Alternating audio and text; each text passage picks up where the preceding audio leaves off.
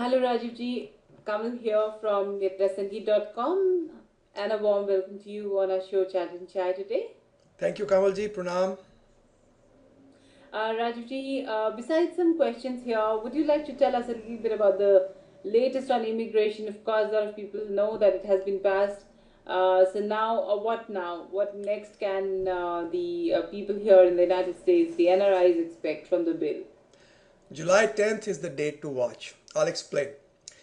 Um, Okay. as in India, I've said this many times before, but it bears repeating. As in India, United States has two chambers in its legislature. In India, we have Lok Sabha, Rajya Sabha. Here, Mm-hmm. here we have House of Representatives, which is like Lok Sabha, and Senate, which is like Rajya Sabha. Okay. Senate has passed the bill, but Mm-hmm. House has not. Okay. Okay. Okay. So the bill has passed from the Senate and is now before the House. The problem is in the politics. Mm-hmm. There are two groups, two parties within the United States, unlike India where you have infinite number of parties. Every day there is a new party. In USA we have two parties only, the conservatives and the liberals. The conservatives are called the Republicans and the liberals are Mm-hmm. called Democrats. Democrats are in favor of providing amnesty to people who have lived here illegally, about 11 million people. A few hundred, Okay. a few hundred thousand of them are also Indians. Mm-hmm. So they want to give an amnesty. Republicans, who are conservatives, their agenda is they are not in favor of amnesty. Why? Because the politics is very interesting. The Rajya Sabha of USA, which is the Senate, is a state level election.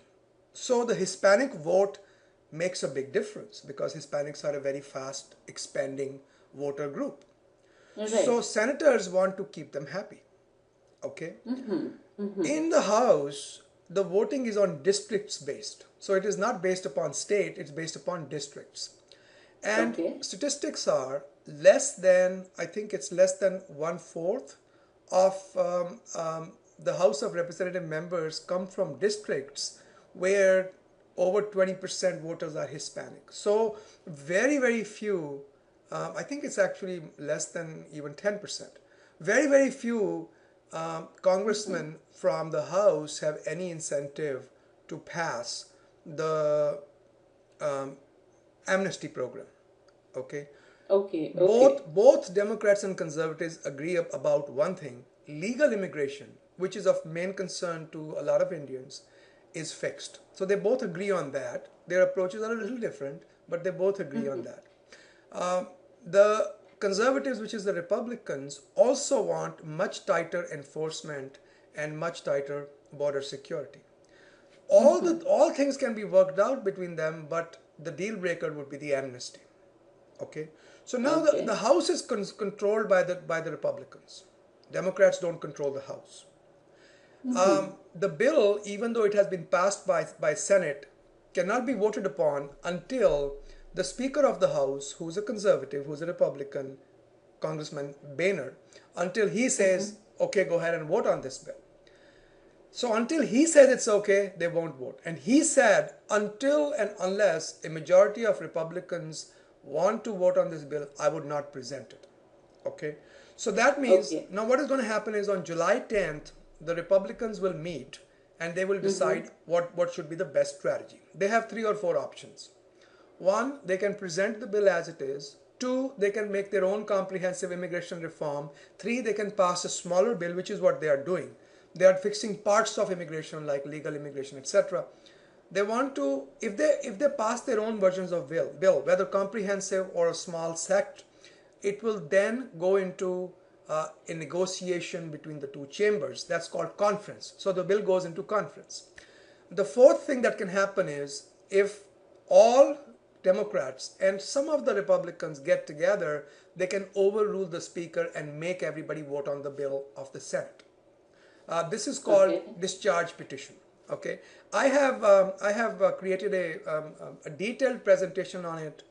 It's available on immigration.com on the 2013 reform page. I have a video on this. I have slides. So people, if they're interested in knowing more details, can go there. July 10th is the date to watch. We'll find out what Republicans want to do. All right, okay. Now, Rajiji, we move on to a question that is sent in by a listener on Mira Sangeet. It says, after getting married to a green card holder and applying for a spouse visa, is it possible to apply for H-1 visa? The answer is yes. H-1 visa should not be interfered with by a pending green card. A student visa would be, a tourist visa would be, a J-1 visa would be.